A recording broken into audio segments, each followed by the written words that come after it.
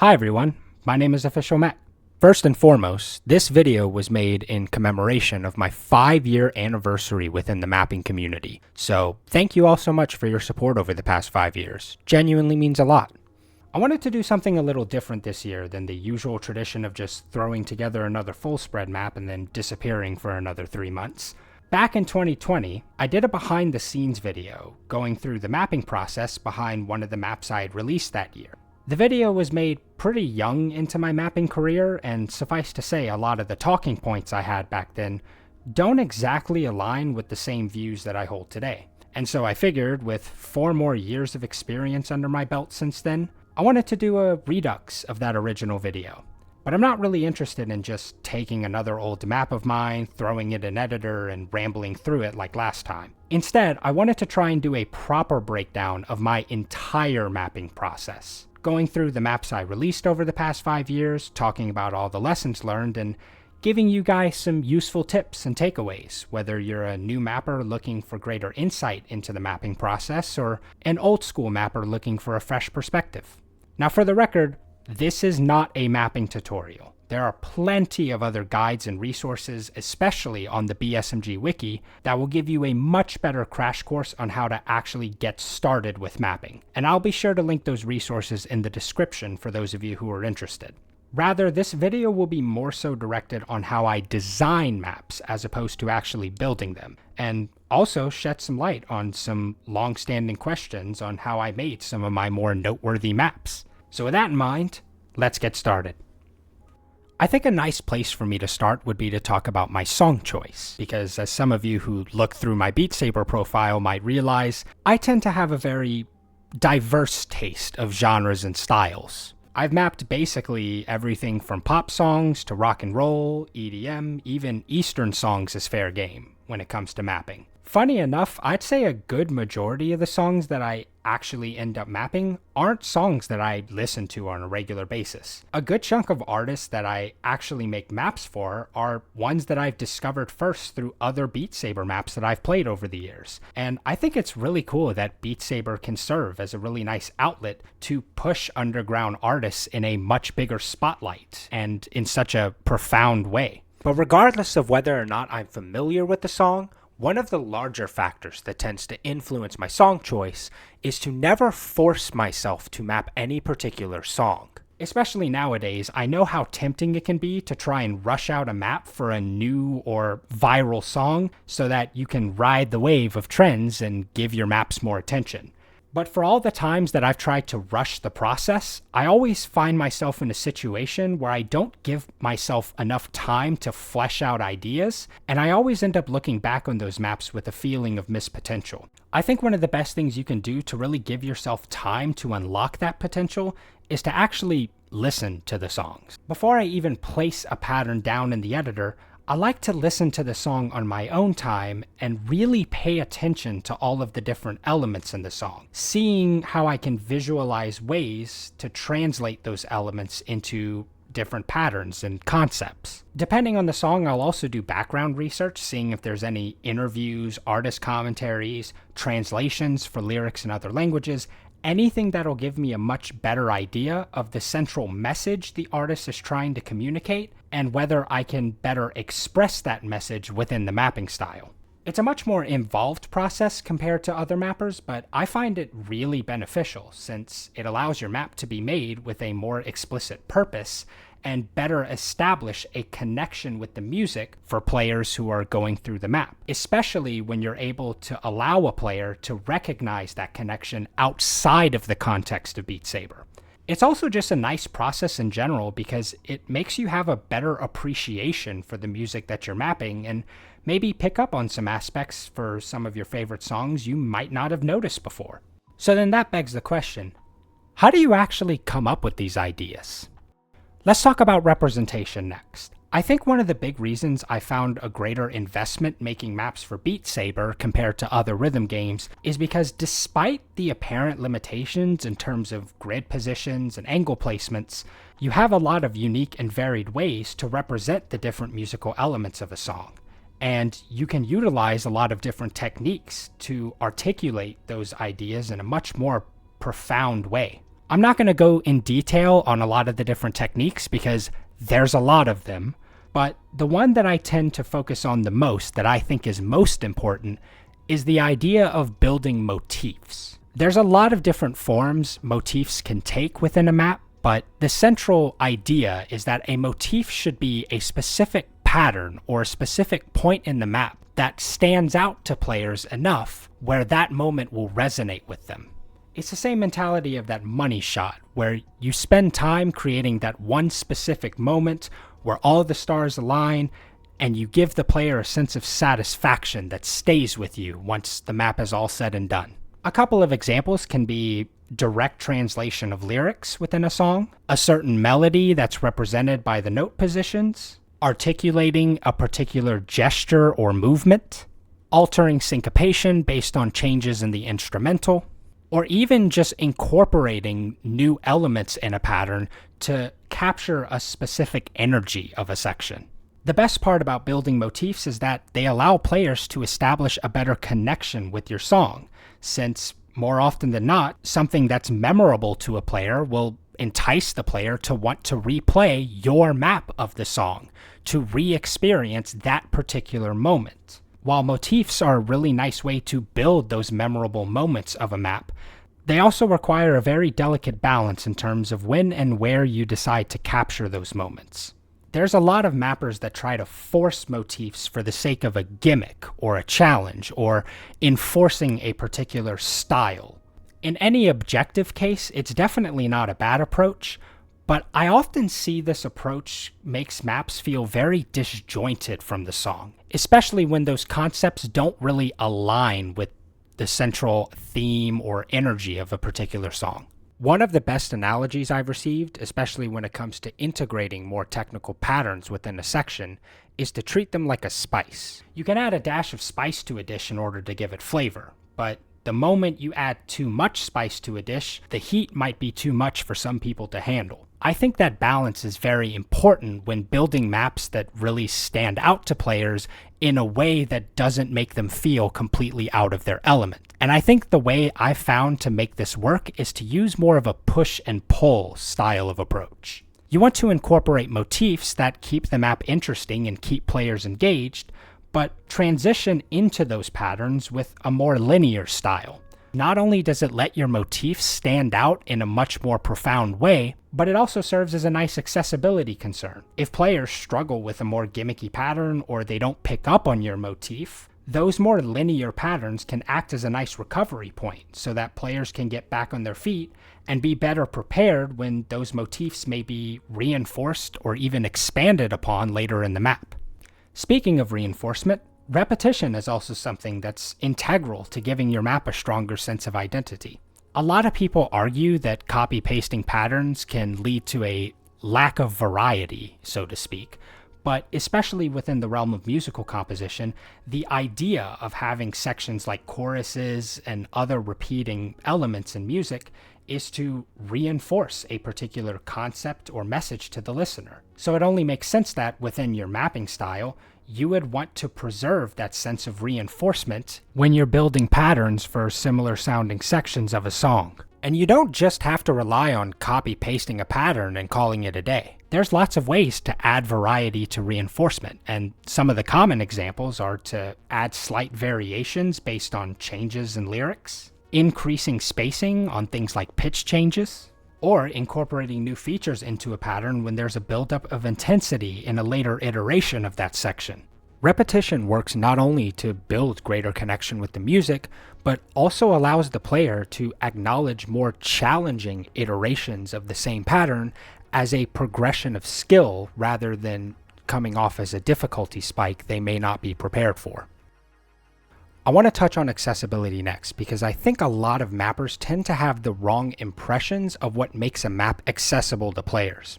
Accessibility is a lot more than just making a map that is catering to new players or players with disabilities or players that might not play the game in the intended way. A map that is accessible should be able to cater to any player, regardless of how they choose to experience the game. Especially within the scope of the Beat Saber community, you have a wide variety of players that can actually engage with your map. Whether they're younger or older, whether they're a new player or an old player, even alternate playstyles like Maul and Beat Saber can find appreciation in those design considerations that make the map work for them.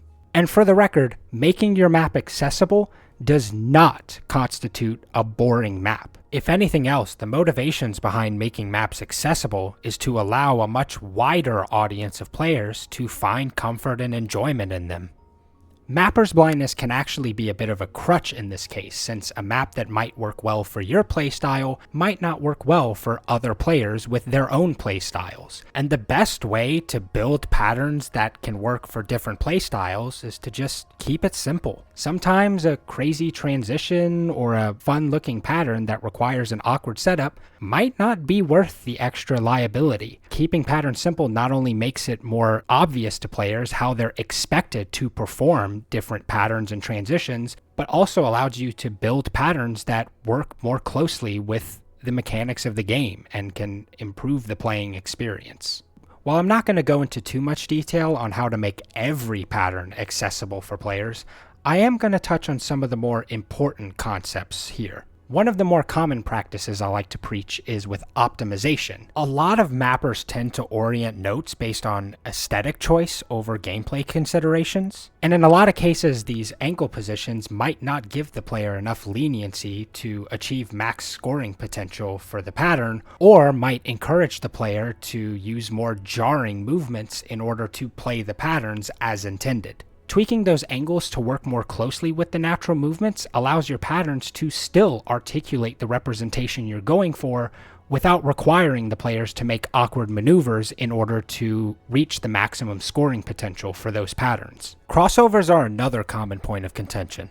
A lot of the time, players don't really pay attention to where the hands are positioned in crossovers and create situations where players who full swing with a lot more arm-focused movements can tangle themselves very easily and cause more liability if their hands are not given enough space to maneuver themselves properly for the upcoming patterns. The trick with making crossovers work smoothly is that you want to pay attention to which hand is leading when you cross the arms over each other, aka whatever arm is on top. Unwind that arm first so that the bottom hand has the full range of motion to prepare for any pattern that comes afterwards. It's one of the best ways to keep arm tangles out of your map and make crossover patterns feel buttery smooth regardless of playstyle. But of course, we can't talk about accessibility without talking about everyone's favorite part of the mapping process, downmapping. Love it or hate it, downmapping is probably one of the most integral aspects of accessibility within the mapping process. After all, for a majority of players who don't have experience with Beat Saber or even rhythm games as a whole, those lower difficulties may establish a player's very first impressions with the game, or even with VR in general. So it's very important that when you're building down maps, not only do you want to make it easier for newer players to onboard themselves into the game and the wider community, but you also want to ensure that your down maps can still preserve a lot of the same ideas and concepts that you established in the higher end of your difficulty spread. There's plenty of ways you can accomplish this. I literally wrote an entire 20-page guide for the wiki that goes into much more detail than I will here, but I think the best way to ensure that your down maps can really resonate with players is to have a good understanding of your target audience.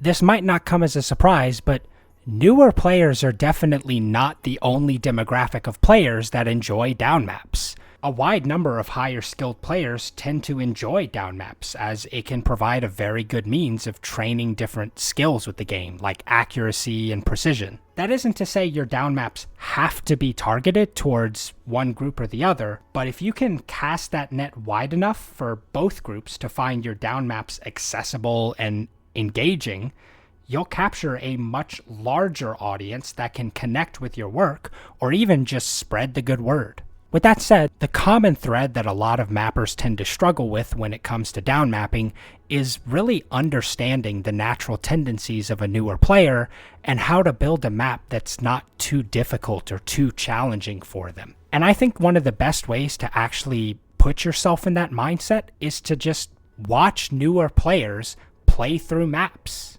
Even just by watching players play through OST difficulties or other community spreads, you tend to learn a lot about how newer players tend to process different patterns and setups, and how you as a mapper can leverage those natural tendencies to make a more suitable map. A lot of my own intuitions on how I make down maps are built upon watching new players play through some of my own down maps. And I think I've come up with a good way of breaking down each difficulty level and what their expectations would be. Easy difficulties are generally suited to players who are new to video games in general. If you've ever tried a rhythm game like Dance Dance Revolution for the first time and you see players get overwhelmed when there's more than 2 notes on screen at a time, this is a very comparable difficulty level. Players at this level are already struggling enough with understanding the basic mechanics of a rhythm game, much less that they're supposed to hit red notes with their red saber. The last thing you want to do is disorient a player who is still just getting accustomed to rhythm games and even to just VR in general. Normal players tend to be more accustomed to video games and maybe slightly more comfortable in VR, but still generally struggle with the fundamental mechanics of rhythm games, in a similar fashion to easy players. These players will often swing for patterns in whatever ways feels more natural to them, regardless of parity, since more often than not, these players are still building foundational rhythm game skills like readability and reaction time, where parity might just be too confusing of a concept for them to pick up on. Funny enough, disregarding parity at easy and normal difficulty levels actually ends up being more beneficial to players at those levels. Not only does it avoid punishing players for misreading parity on any particular section, but it also gives you a lot more options on how you can represent different motifs and ideas in a way that actually works for newer players.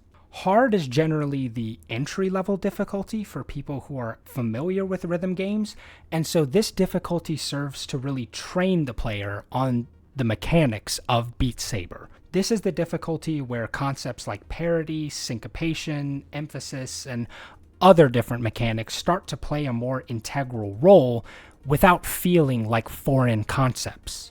However, it's important to keep in mind that hard is a learning difficulty for players. It's important to be really mindful when introducing challenging sections and always give these players a proper recovery point so that these players don't feel overwhelmed or even demoralized for misreading patterns or not keeping up with more complicated sections. Expert is generally the difficulty where players will have a very solid understanding of the game's mechanics, but their biggest struggle will be with execution. Players will more often than not have a greater focus on trying to read timings instead of relying on a sense of internal rhythm. These players also tend to have very limited stamina and reach compared to a lot of Expert Plus players, and they also tend to have less confidence when full swinging for patterns due to them still struggling to parse a lot of the more complex patterns and transitions. And Expert Plus players are basically lunatics, so by all means go nuts. For this last point, I'm going to shift gears a little bit and talk about motivation, since I think it's one of the aspects of the mapping process that a lot of mappers don't really provide a whole lot of insights on. I think one of the biggest factors that people struggle with when it comes to actually wanting to complete and release work is their fear of being judged and criticized. I can't really say with confidence that every map I've released over the years has been well received. And I know how demoralizing it can be to put so much time and effort and consideration into your work, only to wake up to a abhorrent vote ratio and lots of really choice words about your mapping style. The reality of the situation is Beat Saber is a really difficult game to make maps for. There's so many facets that you have to take into consideration when building maps. Anything from body movements to hand positioning, the physical stamina of the player, syncopation and rhythm choices, the active focus of the player, reaction time, accessibility. There are so many standards mappers are expected to follow, even disregarding any subjective taste. I've learned very quickly that trying to make that perfect map is basically impossible. especially because it's no surprise that every player has a different taste in maps, and their taste might be different than yours. This kind of pressure can make it really difficult to build confidence in your work, especially for new mappers who might find all of these different facets overwhelming when they are still at the learning stages of their mapping career, or even for older mappers whose old school design practices might not be as well received within the lens of the modern community. And if there's anything you should take away from this video, I think what's helped me the most in overcoming this sense of imposter syndrome and being more satisfied in my work is to just have fun with it. At the end of the day, you shouldn't ever feel ashamed of making a mistake or afraid of taking a risk with your mapping style. Even if a majority of players might not understand your vision or connect with your map in the same way that you do, there will always be someone out there that will appreciate your maps and see the value in your work. It might take time for those people to show, but you don't have to wait for them. In fact, you can be that person, taking pride in what you create and not being afraid to share your creativity with others. As long as your work has meaning to you and you find satisfaction in the creative process, no degree of criticism can ever take that away from you. And I think this is the real secret behind being successful in any creative pursuit. Success doesn't come from telling yourself that you'll never achieve perfection and then stumbling every step of the way trying to get there. Real success comes from owning up to those mistakes, taking pride in how far you've already come, and sharing your passion with others.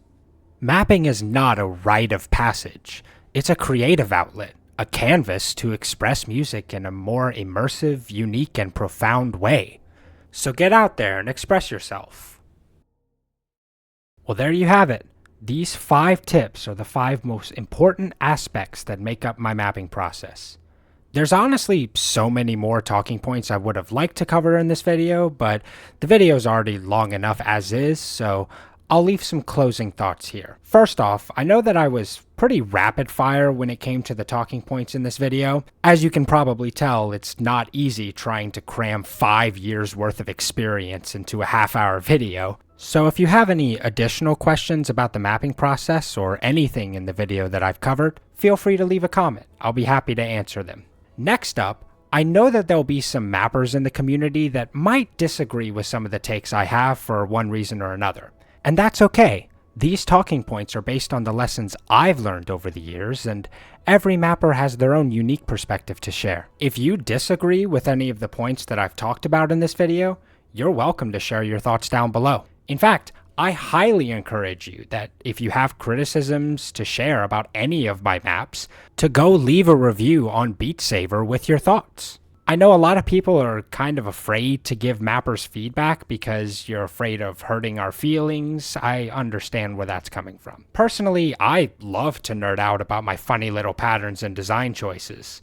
And I'm always open to hearing what people have to say about my maps, whether they're good or bad.